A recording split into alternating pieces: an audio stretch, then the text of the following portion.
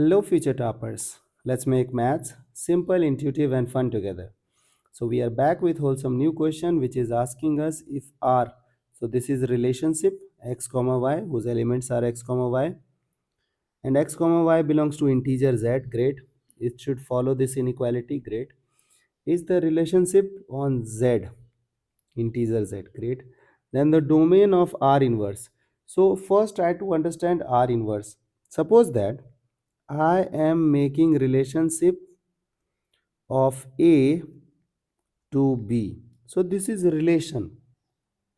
If I will ask you to focus on R inverse, inverse relation, so the order will change. Means it will change its sign. So it will become B to A. So B to A. This is your inverse relation. And you have to find out domain of R inverse. So domain of R inverse is B. Correct. So you have to find out set B, and if you will focus on the relationship, the range set becomes the domain of inverse relation.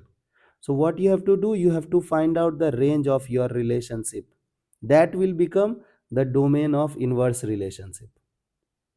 So what I will do, I will start writing y over here, x over here.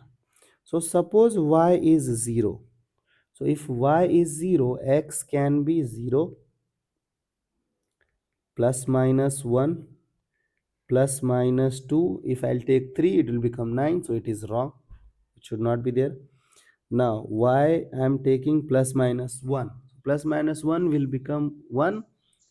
3 times 1 will 3. 3 will go that side, 5. So x will consume 0, plus minus 1, 5 now. So plus minus 2 also can be taken by x under this scenario. Now I will take 2. If I will take 2, it will become 4. 4 times 3 will become 12. 12 will go that side. 8 minus 12 is minus 4. So there is no real number whose square is a negative number. So y will consume this thing. So can I say that domain of R inverse is equal to range of R is equal to which set? 0, 1, minus 1. So this is your required set.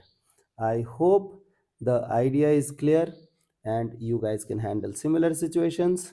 So see you guys in the next session of MathFlix.